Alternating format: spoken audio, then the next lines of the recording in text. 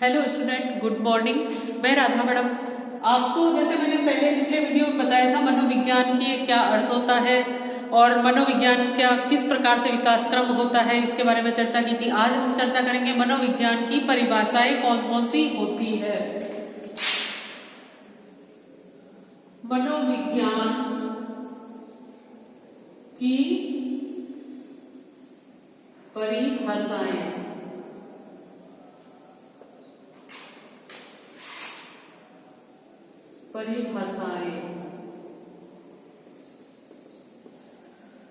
हम इसमें देखेंगे मनोविज्ञान की जो प्रमुख परिभाषाएं हैं, जो प्रमुख विचारक थे उन्होंने मनोविज्ञान की क्या परिभाषा दी है, और हम मनोविज्ञान की परिभाषाओं के बारे में बताएंगे। आज चर्चा करेंगे। शिक्षा मनोविज्ञान की नहीं करेंगे।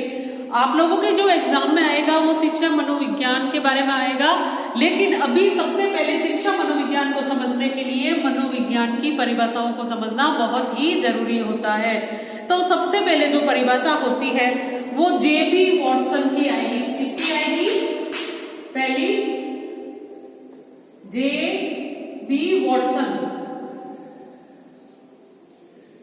जे.बी. वॉटसन ने मनोविज्ञान में व्यवहार का शुद्ध विज्ञान कहा है। क्या कहा है? मनोविज्ञान व्यवहार का शुद्ध विज्ञान है। मनोविज्ञान व्यवहार का शुद्ध विज्ञान है। शुद्ध विज्ञान है। क्या है? मनोविज्ञान व्यवहार का शुद्ध विज्ञान है। हमें ये शुद्ध याद रखना है। मनोविज्ञान अभी क्या चल रहा है? व्यवहार में प्रेजेंट टाइम में हम व्यवहार का अध्ययन करते हैं मनोविज्ञान के अंदर, और व्यवहार में पशु पक्षी और मानव तीनों आ जाते हैं। तो हमें यह याद रखना है, वॉटसन ने क्या दिया है? मनोविज्ञान में व्यवहार का शुद्ध विज्ञान है, यह कहा है। कभी कभी एग्जाम के अंदर शुद्ध की जगह क्या आ जाता है? धनात्मक आ जाता है। धनात्मक भी आ जाता है। क्या आ जाता है? धनात्मक भी आ जाता है। और इसके अलावा निश्चित भी आ जाता है। निश्चित भी आ जाता है। तो ये किसका होगा? वॉटसन की परिभाषा होगी। मनोविज्ञान व्यवहार का शुद्ध विज्ञान है। शुद्ध क्योंकि वॉटसन ने केवल जो व्यवहार का विज्ञान है उसी को ही माना है। उसके अलावा इसने किसी भी प्रकार से चेतना को, मन को या आत्मा को नहीं लिया है। इसी वजह से शुद्ध माना गया है। बाकी जो इसकी प्रवृत्ति, जो इसके बाद काल के उत्तर व्यवहार काल के जो वैज्ञानिक है उन्होंने थोड़ा बहुत उनसे अपने जो संबंध रखा है, लेकिन वॉटसन ने केवल व्यवहार से ही अपना संबंध रखा है और इसको शुद्ध विज्ञान कहा है। अगली परिभाषा है मैकडूगल की। दूसरी है मैकडूगल की। विलियम मैकडूगल की दूसरी परिभाषा है। इन्होंने मनोविज्ञान को व्यवहार का आचरण और यथार्थ विज्ञान कहा है। इन्होंने क्या कहा है? व्यवहार का आचरण और यथार्थ का विज्ञान कहा है। मनोविज्ञान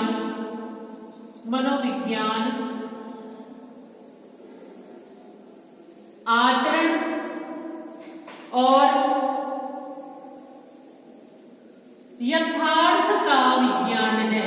यथार्थ का विज्ञान है। क्या है?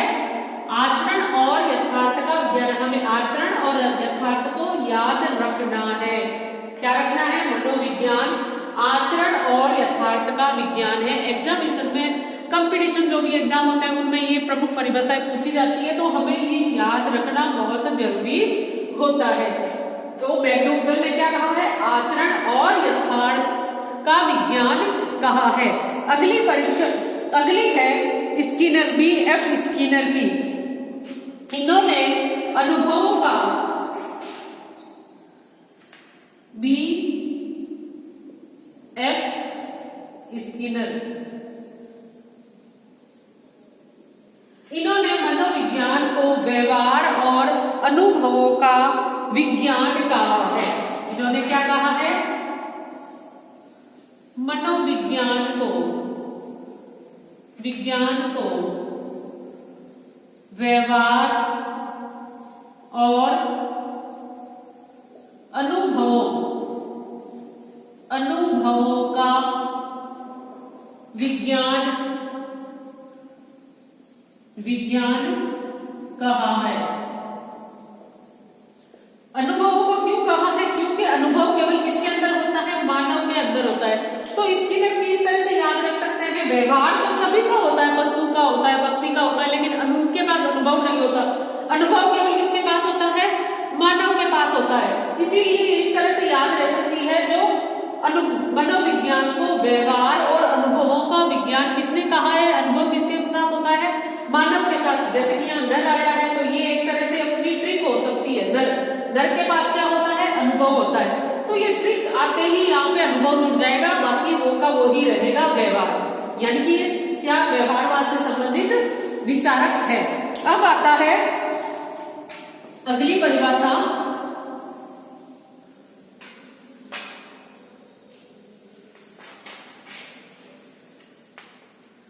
क्रो एंड क्रो की चौथी, क्रो एंड क्रो की परिभाषा आती है। क्रो एंड क्रो ये भी एक प्रमुख वैज्ञानिक है। मनोविज्ञान मानव व्यवहार और मानव संबंधों का विज्ञान है। मनोविज्ञान मानव संबंधों का, मानव व्यवहार तथा मानव संबंधों का अध्ययन करने वाला, मानव संबंधों का अध्ययन करने वाला विज्ञान है। क्या है? मनोविज्ञान मानव संबंधों का अध्ययन या मानव व्यवहार का अध्ययन करने वाला विज्ञान है। ये किसने कहा है? क्रो एंड क्रो ने कहा है। अब है सिगमंड फ्रॉइड। अगला है सिगमंड फ्रॉइड।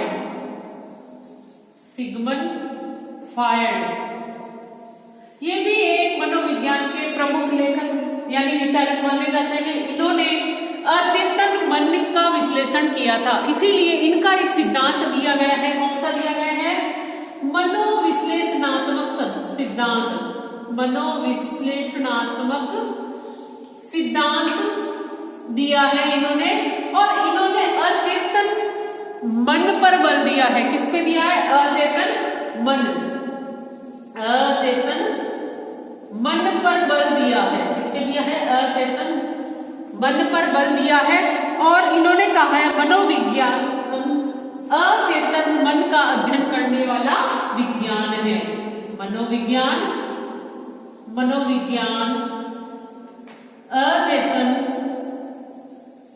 चेतन मन पर अध्ययन करने वाला विज्ञान है।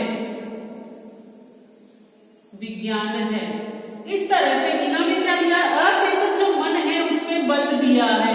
इसीलिए इनका एक सिद्धांत क्या है? मनोविश्लेषणात्मक इन्होंने सिद्धांत दिया था, जो हम आगे की क्लास में डिस्कस करेंगे या उसके बारे में बताएंगे। अब है वुडवर्थ की। अगली है वुडवर्थ की।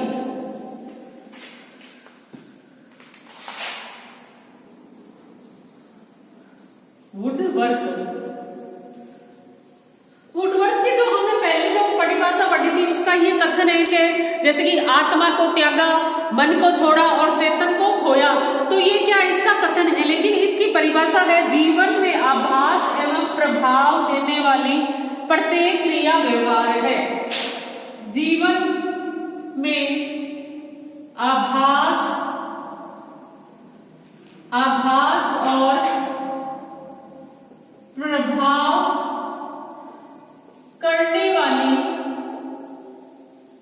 प्रत्येक क्रिया व्यवहार है। प्रत्येक क्रिया व्यवहार है। इन्होंने क्या कहा है, जीवन में आभास और प्रभाव, जीवन में आभास और प्रभाव करने वाली प्रत्येक क्रिया क्या है, व्यवहार है। ये वुडवर्थ ने कहा है। जो इन्होंने पिछले वीडियो में हमने पढ़ा था इसके विकास क्रम में, उसके बारे में उन्होंने कथन कहा और ये इनकी परीक्षा है। यानी कि मनोविज्ञान क्या है, जीवन में आभास और प्रभाव देने वाली क्रियाएं क्या है, व्यवहार है। अब है जिम्बार्डो, अगली है जिम्बार्डो की। जिम्बार्डो ये भी एक प्रमुख विचारक थे। इन्होंने भी व्यवहार के संबंध में परिभाषा दी है। मनोविज्ञान जीवधारियों का वैज्ञानिक अध्ययन करता है। इन्होंने कहा है मनोविज्ञान जीवधारियों का व्यवहारिक अध्ययन करता है।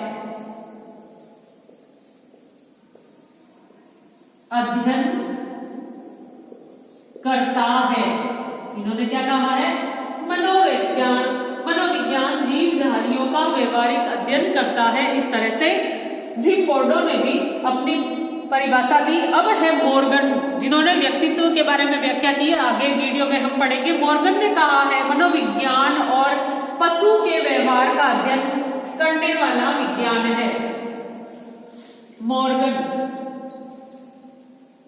इन्होंने व्यक्तित्व के बारे में लिखा है मनोविज्ञान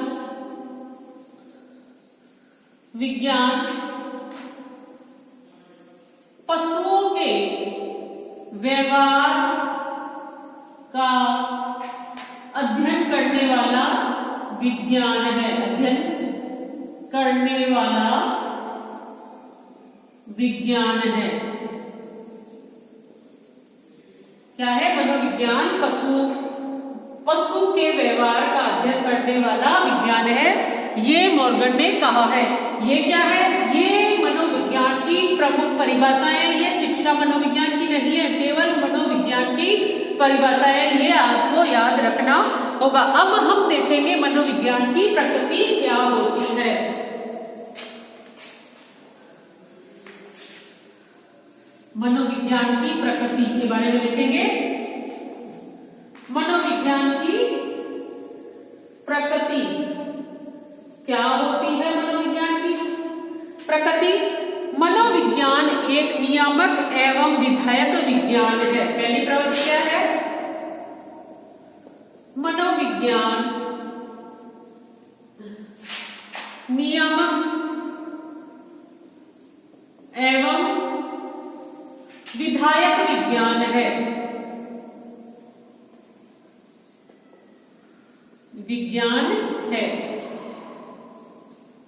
मनोविज्ञान का है नियामक और विधायक विज्ञान है। लेकिन जो शिक्षा मनोविज्ञान है वो क्या है, केवल विधायक विज्ञान है। शिक्षा मनोविज्ञान क्या है, विधायक मनोविज्ञान है। केवल जो शिक्षा मनोविज्ञान है वो विधायक मनोविज्ञान है। क्योंकि शिक्षा मनोविज्ञान में तथ्यों का ज्यों का त्यों अध्ययन किया जाता है। विधायक के अंदर क्या होता है, तथ्यों का ज्यों का त्यों अध्ययन करना। तथ्यों का ज्यों का त्यों अध्ययन करना क्या कहलाता है, विधायक कहलाता है। और शिक्षा मनोविज्ञान एक विधायक मनोविज्ञान है, जो हमें याद रखना है। क्योंकि हम आगे शिक्षा मनोविज्ञान ही पढ़ेंगे, तो हमें यह याद रखना है। तथ्यों का ज्यों का त्यों अध्ययन करना क्या कहलाता है, विधायक कहलाता है। और विषय वस्तु कैसी हो उसे हम नियामक कहते हैं। इसमें क्या है, विषय वस्तु कैसी हो, विषय वस्तु कैसी है, इसका अध्ययन किया जाता है नियामक के अंदर। तो मनोविज्ञान में तो नियामक और विधायक दोनों का अध्ययन किया जाता है, दोनों आते हैं। और शिक्षा मनोविज्ञान में केवल विधायक यानी कि तथ्यों का ज्यों का त्यों अध्ययन किया जाता है। तो ये इसकी क्या है, पहली प्रवृत्ति है। दूसरी प्रवृत्ति है, मनोविज्ञान में व्यवहार का अध्ययन किया जाता है। दूसरा है मनोविज्ञान में व्यवहार का अध्ययन किया जाता है। जैसे कि हमने पहले भी पढ़ा है, किस किसका किया जाता है? मानव व्यवहार का, पशु व्यवहार का और पक्षी व्यवहार का, इनका अध्ययन किया जाता है। यानी कि मनोविज्ञान क्या है? व्यवहार का अध्ययन करने वाला विज्ञान है। अगला है मनोविज्ञान में भविष्यवाणियां की जा सकती है। अगला है मनोविज्ञान में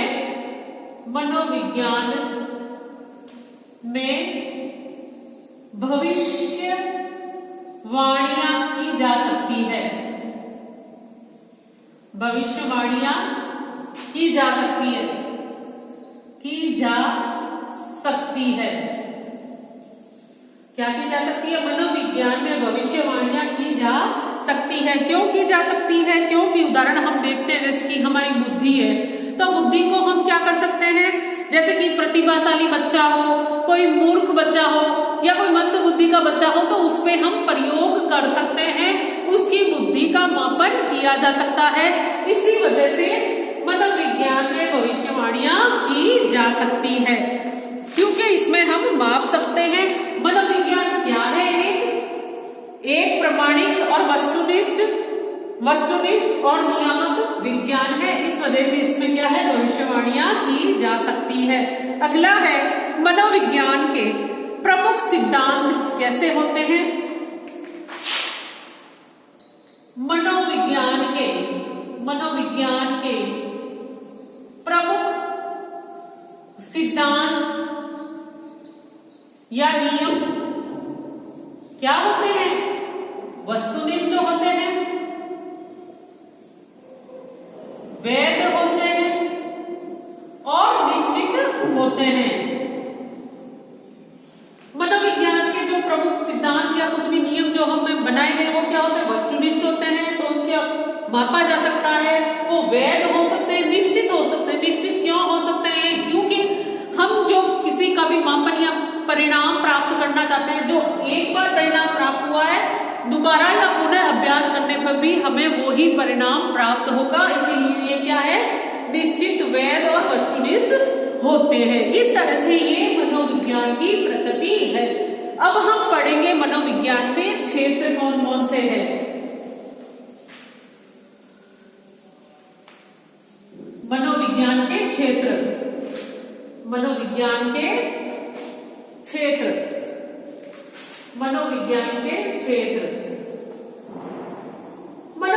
के क्षेत्र के अंदर दो तरह से क्षेत्र आते हैं। एक तो है मूलभूत मनोविज्ञान और दूसरा है व्यवहारिक मनोविज्ञान।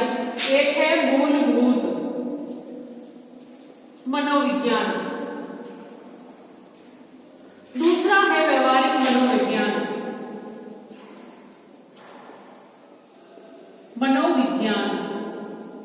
इस तरह से मनोविज्ञान के क्षेत्र को हम दो भागों में बांट सकते हैं, मूलभूत मनोविज्ञान और व्यवहारिक मनोविज्ञान। मूलभूत में पहला आएगा विकासात्मक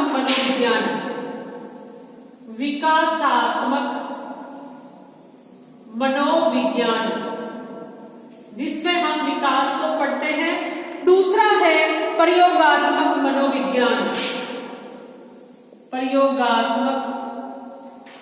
मनोविज्ञान। नाम से ही पता चल रहा है ये। तीसरा है समाज मनोविज्ञान।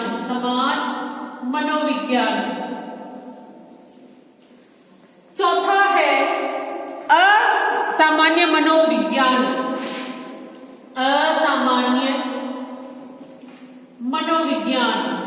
इसमें असामान्य व्यक्ति आ जाएंगे। पांचवा है विभेदक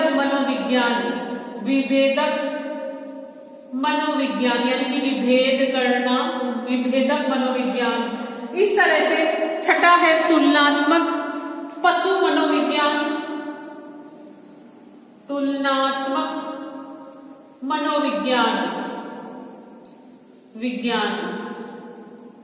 सातवां है पशु मनोविज्ञान। पशु मनोविज्ञान, और एक है गतिशील मनोविज्ञान, 8वां गतिशील मनोविज्ञान। इस तरह से विकासात्मक मनोविज्ञान, प्रयोगात्मक, समाज, असामान्य, विभेदक, तुलनात्मक, पशु मनोविज्ञान और गतिशील मनोविज्ञान, ये 8 तरह से जो है ये क्या है, मूलभूत मनोविज्ञान है। अब जिनमें व्यवहार का अध्ययन करना है वो क्या है, व्यवहारिक मनोविज्ञान कहलाता है। जैसे कि इस व्यवहार के अध्ययन में किस चीज का अध्ययन किया जाता है, नैदानिक परीक्षण, नैदानिक मनोविज्ञान। हम व्यवहार के अंदर नैदानिक परीक्षण निदान करते हैं ना किसी भी चीज में, तो वो क्या है, नैदानिक मनोविज्ञान। अगला है विद्यालय मनोविज्ञान, विद्यालय मनोविज्ञान। तीसरा है शिक्षा मनोविज्ञान, शिक्षा मनोविज्ञान, नैदानिक शिक्षा मनोविज्ञान। अगला है औद्योगिक मनोविज्ञान, औद्योगिक मनोविज्ञान। अगला है खेल मनोविज्ञान, खेल मनोविज्ञान, खेल मनोविज्ञान। और बाल मनोविज्ञान और किशोर मनोविज्ञान, बाल मनोविज्ञान और किशोर मनोविज्ञान,